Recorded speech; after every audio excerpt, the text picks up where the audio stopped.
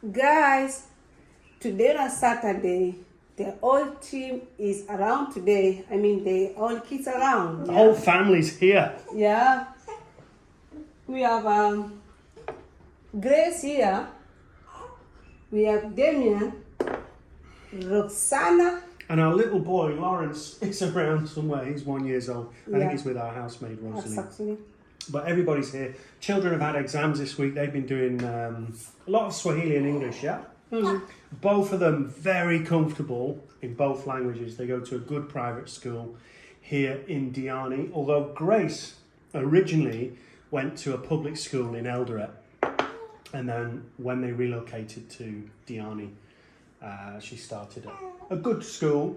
And then when we moved house, they both changed schools. So they're quite settled now, both of them in a very good school. And both of them thriving, I would say. Would you? Yeah.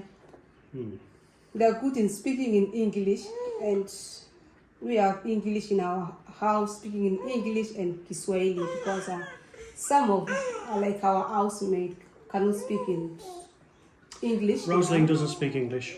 She speaks Luo, which is like a tribal language, Yeah. and Swahili. Swahili.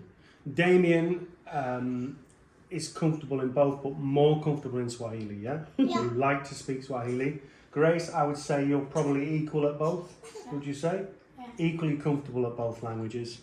Mummy mainly speaks English these days. Because I'm married to a white man. But I mean, in the house, the way we do it with Lawrence, we only speak English to him, all of us. And he will learn Swahili once he gets to school. So it will be kind of different, I imagine, to the other kids in the class, where they've probably learnt Swahili as their language in the home, and they will learn English at school. He will be the opposite way around. And the same for Roxy as well. Yeah, because English will be the first language for Lawrence and Roxana. But actually it's an opposite thing, because here in Kenya, kids speak different languages according to where you are born, or the type of the family you have. Yeah? If you are born in the village, the first language will be your mother tongue language. Which is like, for example, me, I'm a Kalenjin. Because my mother and father were pure Kalenjins, I spoke pure Kalenjin. And I learned Kiswahili in school. I went to school in public schools to learn Kiswahili and English. And I could tell you it's hard even to understand someone speaking English in public school, because we don't have good education in public schools. Oh, yeah, and you see that all the time. Like, for example, dealing with tradesmen, if they come to the house. Thanks, Gracie. A lot of the time, I will need to call out Damien, and he will work as translator for me and the tradesman, because they're okay with very, very basic English. But if you wanted to say something like, if you finish before 11 a.m, meet me at the house. If you finish after 11 a.m, meet me at the road. They would really struggle to understand that. Whereas with Damien, we can call him out and he will work as the interpreter, translator, whatever. And it works very well. I mean, he's that good at 8 years old because he goes to a good school. Yeah. So, when you go to school, in public schools in Kenya, they will still teach you in English, okay? But, and still in Swahili. They still teach the lessons in English? They teach all languages in English, apart from languages or all the lessons? all the lessons in English, apart from Kiswahili. But remember, this is a public school. Not all the kids will understand the English. So even the teacher can call further to speak in Kiswahili for them to understand, because it's not a private school. But the private school is very organized. And kids from a private school, they are confident to speak every language, like the two languages, which is the English and Kiswahili. Whereas in public one, actually even when you go to break time, they speak in their mother tongue. Because most of them are coming from the same village, means the same tribe. You know, when kids are in town, they're in different tribes, making them not to speak in those tribes, because they will never understand each other. So they don't speak in Swahili or English. So for us who are brought up in the village, we speak pure the tribe that you are in. You learn Kiswahili and English in school, but the English now you learn more in high school or in college. For But example, you said your English didn't get good until you're at college, yeah? yeah, even I couldn't even. Because you went to a poor village school. Oh Jesus Christ, it's the worst. Yeah, it's just total village school. So even that Kiswahili was not our language. We were speaking in our own language, like our Kalenjin language. So the Kiswahili thing was not even ours. We learned Kiswahili slowly, and those who are born in town can speak very good Kiswahili. For my kids, they are not pure Kalenjins, yeah. They have Kalenjin in another tribe.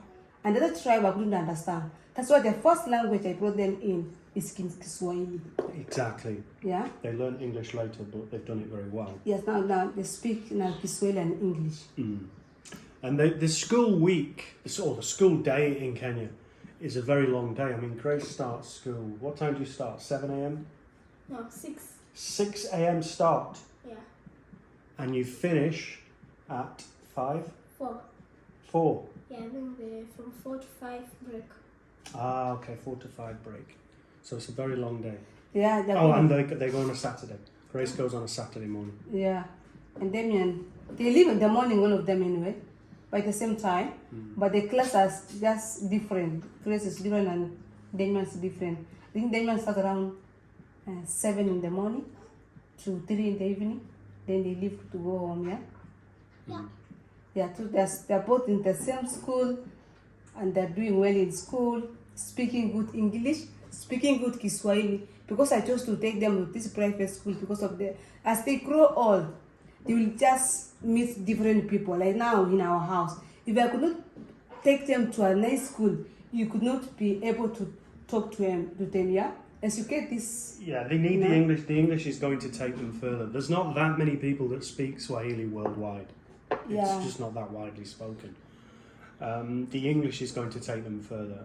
And it's not a case of me saying, oh, you can't speak your own language in your own country. It's not that at all. Damien's quite happy speaking Swahili all the time. Yeah. Yeah, but we know that for them to progress in life, they need to be able to speak good English. Yeah, because if they will not speak in good English, they will not be confident of approaching anything in life. Because most people, you go to advanced countries or advanced places or towns, and you need to speak in front of other people. In addressing people in English, if you don't get it from the day go, you will never be confident to just address some people, yeah? So that's why I took them to a very nice school, because I know public schools, they will not go anywhere in languages, because they're just stuck in Swahili. It could not have a problem for me to translating everything to you, even now with Lawrence and Roxana, who are going to be speaking in English straight away. Yeah. Yeah. Yeah.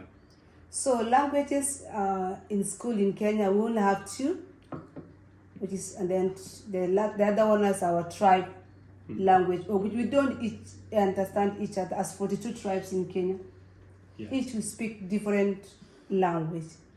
And for my family, actually, I would say we speak now English and Kiswahili. Even my Kalenjin, I don't speak it because I have to call someone at home to speak in Kalenjin. I don't understand my housemate. Yeah. Exactly. Yeah. But I think she's trying. She's learning. Yeah, but the way she's learning through Damien Damien is teaching her, and she's doing great now in speaking in English, because we don't want the kids to start in Kiswahili, because daddy will not understand. But you are learning Swahili too. Well, a few phrases, but even that. I mean, Rosaline, a lady from a village, her English is far better than my Swahili. Yeah, Yeah. far better. So, this is the problem growing up in the UK. We're not good at languages generally. You kind of grow up speaking English, and you don't really make an effort to speak anything else. Yeah. It's bad, really. But it's advantageous for you as a white person to learn Kiswahili, because you've seen the Costarian side, people are speaking in Kiswahili so much, yeah? You need to learn a few. You need to be able to speak a few to. phrases, and if you learn a few advanced phrases, then that really it kind of disarms people. straight away they think, oh God, this guy is not new to Kenya, which is all Yeah. all you want to do, really. Yeah. You want them to think, oh, this guy is not brand new, yeah? Mm-hmm. Believe me, you don't want to look brand new in Kenya. Yeah. And another thing again, you've seen that this language barrier with you with our work people, like you're coming to work for us here. Yeah, it can be. Yeah. Yeah. Even today with the motorcycle. Oh, yeah, I was getting sure, a you few phoned things me. fixed today on the motorcycle, and we just couldn't get to where we wanted to be, so I had to phone Marion. To just have Speak to the guy. yeah, then it explain was some okay. things. Mm. They will never, they don't understand English at all. So you have to phone me to explain to someone to do something for you. Yeah, but Damien or Grace could have done that. Yeah. You know. Yeah, of course they do that for you at home. Yeah, when someone comes in want to do something for you, Yeah. you normally ask the kids. Yeah. So the language in our family we are good because we speak both English. But it's funny that an 8-year-old boy can translate between two grown men. But but because for them they want to public school and some don't even go to school. They finish from class grade 8. They just drop out somewhere else. Yeah. But I bet you if you would go to my town, most of them could speak in English because if it's a public school, the level of education where I grew up, like in my town, actually people are on another level. No, what about the village thing? The town, the Eldoret, they're good. So Damien, as 8 years, actually is doing well because he could help you in many things now at home. Yeah, Very good. yeah. So that's it.